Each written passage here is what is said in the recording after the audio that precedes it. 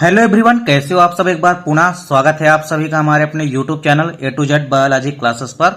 आज की इस वीडियो में हम देखेंगे क्लास 11th बायोलॉजी एनसीईआरटी। देखिए चैप्टर 1 में एक काफी इंपोर्टेंट डिफरेंस है जो कि अक्सर आपके एग्जाम में पूछा जाता है। इसके पहले भी हमने कई सारी वीडियो क्लास 11th की प्रोवाइड करा दी है। यदि अभी तक आप नहीं देखें तो आप प्ले लिस्ट में जाकर के देख सकते हैं। चलिए आज की वीडियो को स्टार्ट करते हैं। देखिए आज की इस वीडियो में हम देखेंगे सजीव व निर्जीव के मध्य अंतर, यानी differences between living and non living.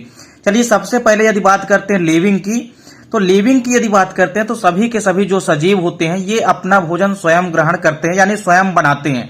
आप ऐसा समझ सकते हैं, क्योंकि जितने भी लिविंग्स हैं, लिविंग्स में बेसिकली जो कि हरे पौधे होते हैं वो अपना भोजन स्वयं बनाते हैं।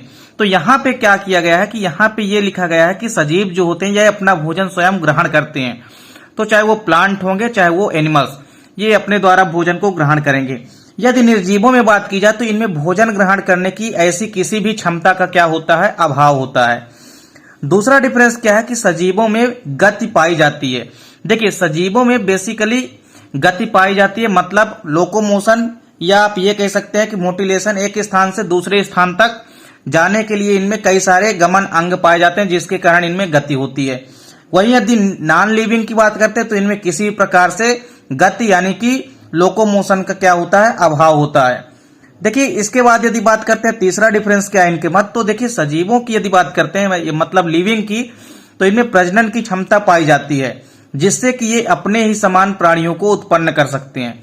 अब प्रजनन होता क्या है, तो प्रजनन तो आपको पता है कि किसी भी प्राणी द्वारा यदि अपने ही समान एक नई संतान को जन्म दिया जाता है तो यह क्षमता क्या कहलाती है, प्रजनन कहलाती है। तो सजीवों में चाहे वो किसी प्रकार के सजीव हो, यदि पेड़ पौधे हैं उनमें भी नए पौधे उत्पन्न करने की क्षमता पाई जाती है।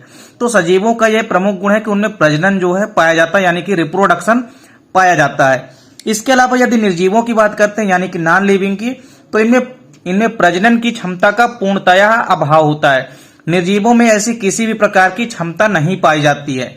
अगला डिफरेंस क्या है कि सजीवों में श्वसन क्रिया पाई जाती है, मतलब रेस्पायरेशन जो है इनमें पाया जाता है। वहीं यदि हम नॉन लिविंग की बात करते हैं तो इनमें किसी भी प्रकार से श्वसन जैसी क्रियाओं का क्या होता है, अभाव होता है। इनमें किसी प्रकार से श्वसन जैसी क्रियाएं नहीं पाई जाती है। अगला डिफरेंस क्या है कि सजीवों के शरीर में यदि हम देखें तो कोशिकीय संगठन पाया जाता है, मतलब सेलुलर लेवल का इनमें संगठन पाया जाता है, ऑर्गेनाइजेशन जो है पाया जाता है। तो किसी भी सजीव के अंदर कोशिकीय स्तर का संगठन पाया जाता है तथा ये बहुत से कोशिकाओं के द्वारा बने होते हैं। कुछ ऐसे भी जीव होते हैं जो कि एक कोशिकीय होते हैं। कुल मिलाकर के जो सजीव होते हैं यानी कि लिविंग होते हैं, इनमें कोशिकाएं जो है पाई जाती है, चाहे एक कोशिका पाई जाए या इसके अलावा बहुत सारी कोशिकाएं, पर इनमें कोशिका स्तर का संगठन जो है वह पाया जाता है। वहीं यदि नॉन लिविंग की बात करते हैं तो इनमें किसी भी प्रकार का कोई निश्चित संगठन कोशिका स्तर नहीं पाया जाता है। अगला डिफरेंस क्या है, यदि हम लिविंग की बात करते हैं यानी कि सजीवों की यदि हम बात करें तो इनमें उपापचयी क्रियाएं यानी कि जो मेटाबॉलिक रिएक्शंस होती है या मेटाबॉलिक क्रियाएं होती है, तो इनमें किसी प्रकार से उपापचयी क्रियाएं जो है वह निरंतर चलती रहती है जिसके कारण से विभिन्न जैविक क्रियाएं जो है संचालित होती है। वहीं यदि हम नॉन लिविंग की बात करते हैं तो इनमें उपापचयी क्रियाएं जो है किसी भी प्रकार से नहीं पाई जाती है, मतलब इनमें ऐसी किसी भी क्रिया का क्या होता है, पूर्णतः अभाव होता है। वहीं यदि सजीव की बात करें तो सजीव के अंदर कई सारी हजारों रासायनिक अपक्रिया सजीवों के अंदर शरीर में चलती रहती है जिसे हम क्या कहते हैं, उपापचयी अपक्रियाएं कहते हैं। तो सजीवों के अंदर ऐसी कई सारी हजारों रासायनिक अपक्रियाएं चलती है, जैसे श्वसन हो गया तो यह भी क्या है आपका एक प्रकार का उपापचयी अपक्रिया होती है। तो यहाँ पे दोस्तों उम्मीद करता हूं कि ये डिफरेंस आपको समझ में आ गया होगा। दोस्तों यदि चैनल पे नए हैं तो चैनल को सब्सक्राइब अवश्य कर लें, साथ ही साथ बेल आइकन प्रेस कर लें। दोस्तों वीडियो को ज्यादा से ज्यादा शेयर कीजिए। मिलते हैं नेक्स्ट वीडियो में, तब तक के लिए जय हिंद, वंदे मातरम।